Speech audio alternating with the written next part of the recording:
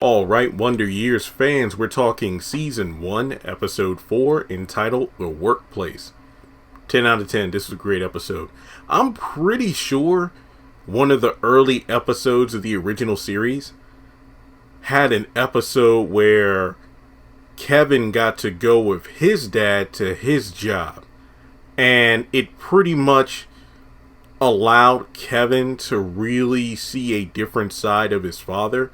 Maybe to understand why he, is the way he is, from going back and forth to work every day and the kind of environment he works in. I think there was a moment where even his boss chewed him out in front of Kevin. So that really gave him like a new appreciation for his dad. And not to say one is better than the other, but I just like how the Wonder Years in 2021 isn't a copy and paste of the original, because you can watch both shows and get a completely different vibe. And it's not even just because one is more so a white family. You're following mostly white characters, and this show follows things mainly from the black perspective, black family. It's just how different Dean interacts with his parents versus Kevin and his friends and family, So I just like that. But before moving forward, I know these videos don't get the best amount of views or the most amount of views on the channel, but I enjoy this show. It really is like 22 minutes of entertainment, and I only have to do one video a week. There's not even a need to do like trailer breakdowns. It's pretty straightforward and to the point. But for the majority of people who watch my content, over 70% have not subscribed to the channel. So if you watch my content, look, I review over half a dozen shows at this point in time. There's something here you must like, so please take a moment to hit subscribe. So, Dean is writing a letter to his big brother, who I believe for the first time we got the name drop, Bruce, and he's in Vietnam fighting in the war. And he's actually, just detailing his life, things, he's doing with his friends and, things at school. And it's all because his mom is prepping a care package that she's about to mail off. And when it's time to get ready for the bus, Dean tells his dad, wait, remember, it's bring your son to work day. And he's like, oh yeah, I remember. And his mom actually speaks up, hey, why don't you come to work with me? And, his dad's like, well, I'm not teaching at the university today. I'm going to the studio with the band to record, but you can come along with me. And Dean is, excited about it because he thinks his mom's job is boring. Because when you think of going to a recording studio versus an accountant's office, which one do you think you'll have the most enjoyment out of? So, Dean is there with his dad's group, and he pretty much tells him, look, I'm here with my 12-year-old son, so pretty much means to be on your best behavior. I have an impressionable child with us, so let's keep it clean. And they're kind of like, yeah, you got us out here for a 9 a.m. session, and he mentions that their last album only sold about 70 copies, so they don't have enough cash to do the late night session. So they get to work, and the thing about it is Dean doesn't just want to sit around. He wants to help out too. And, just like the equivalent of an older sibling playing a video game, and their younger sibling, their nephew, their cousin, what have you, basically a younger relative wants to play as well, you give them the controller as well, but it isn't plugged into anything. So it's like, hey, you're helping out. Go ahead and hit that button. Yep, there you go.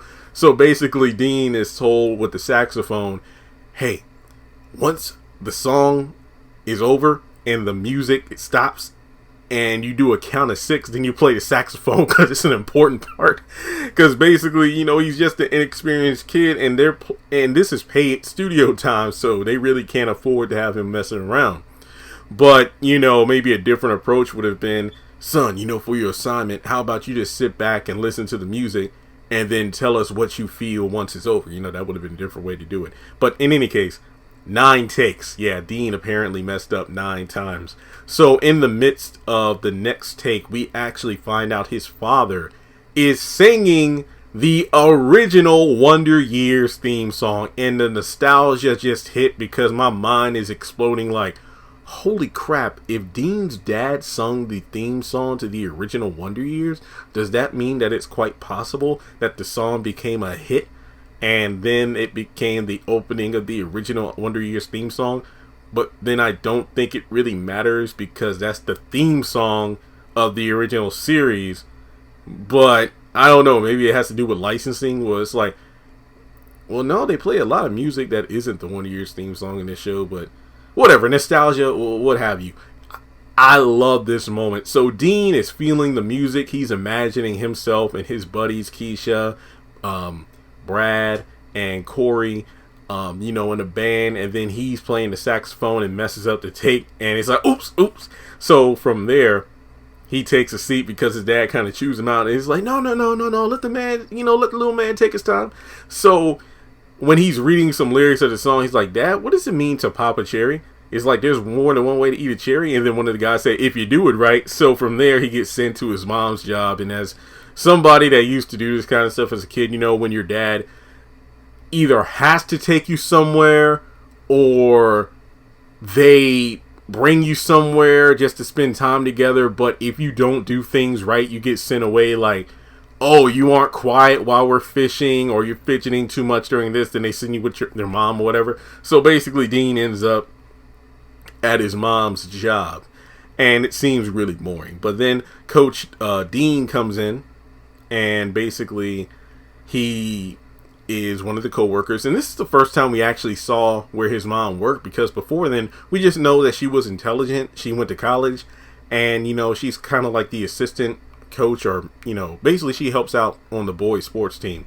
But yeah, we actually see that her and Coach Dean work together in the treasurer's office, I believe. So she talks about the different kinds of accounts and whatnot, and it turns out at first I thought they were kind of flirting, but no, it's like they're one of the few black people in the office, so automatically they're going to connect and have like a dynamic between each other that the rest of the office doesn't share. And it actually turns out that Coach got lead on one of the top new accounts. So, he's like, yeah, let me get some cocoa, but I can't walk around here looking ashy while, I'm managing one of the new accounts. So from there, it turns out there's one account that went over budget, and he sees his mom in action. And to be completely honest, like I said before, I'm going on 4 years of this thing called self-employment full time. It kind of reminded me of when I worked in the call center and I was doing this kind of thing, walking around, helping out students on their account, talking with this office, that office, trying to move things around to benefit the student and whatnot. It was really cool to see. So I just loved because it made his mom look like a true star in his eyes. The way that she like commanded the office, not in a brutal kind of fashion, but it's like her problem solving skills in a stressful environment, because she noticed something that two of her other coworkers didn't notice. Because look, me, so-and-so, we looked over this account. Oh, we did go over budget. He's like, yeah, the big guy isn't going to be pleased. So she basically told them how to move around this account, that account, these assets in order to make up for it. And then from there, Dean has a moment where he imagines it's like a football field, and it was pretty cool. So from there, this is when things get a bit sad. There's a moment where it's asked, hey, did you happen to make the cupcakes? Because no one can, look, you can make them better than all the others, the secretaries and whatnot, because no one can get the down homes cooking like you do. And then we just see the look on Dean's mom's face, because you see how she's undervalued, not just as a woman in the workplace, but as a black woman on top of that. So from there, Dean doesn't really understand what's going on. But of course, Don Cheadle's narration does tell us, like, as I got older, this and that. So he takes the cupcakes to the break room and runs into a couple of the other secretaries, the accountants and whatnot, and they're white women. And, they like how well-mannered Dean is. And then when his mom comes in, it's kind of like an awkward conversation, because she really doesn't fit into their clique, but they do chat a little bit about how the big bosses say, hey, you should wear this skirt, that skirt. And it's kind of like an awkward conversation. So then they walk off,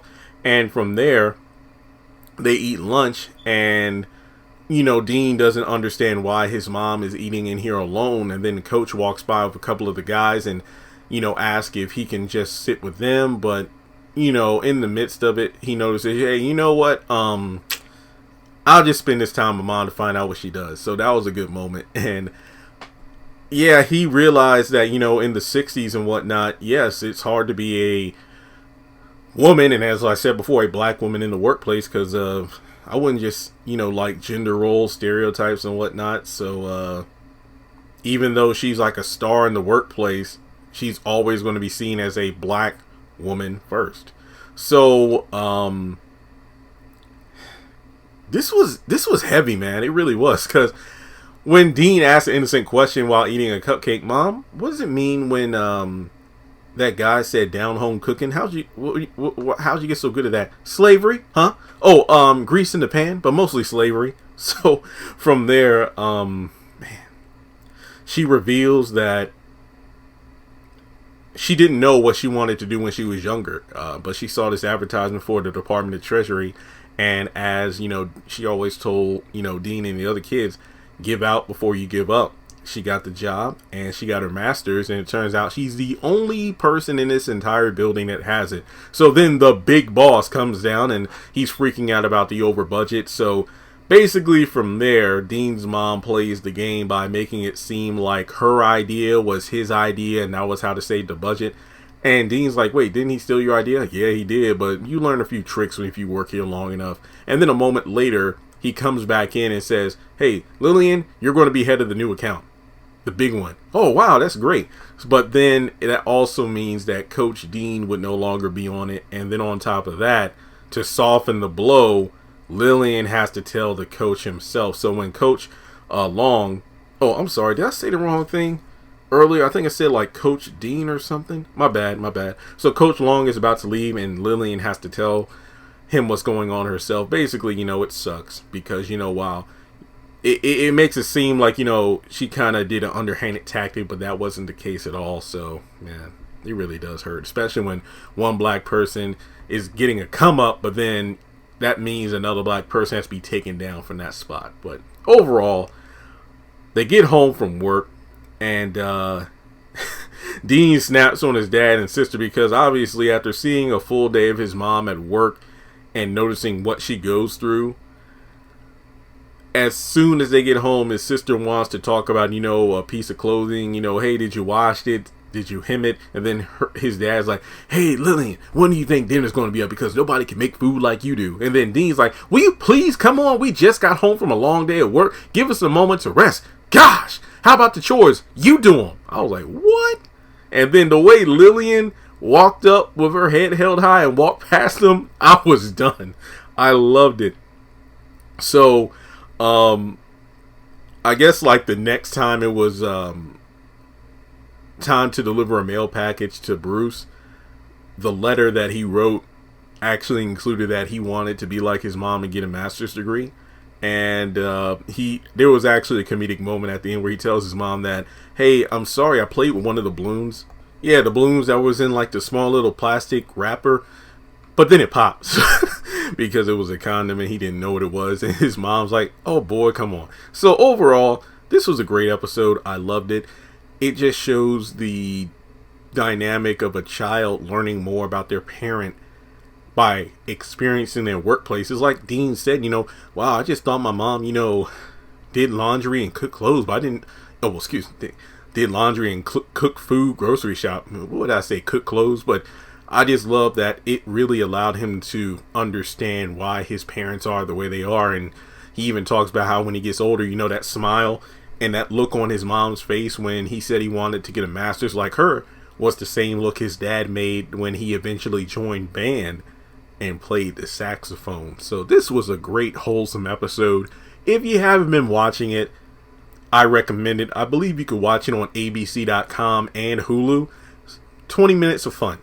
That's really all it boils down to. So thanks so much, guys, for tuning in. Please take a moment to hit subscribe. If you want to donate to the channel, feel free to do so on PayPal or Cash App. And with that being said, I'll catch you in the next one.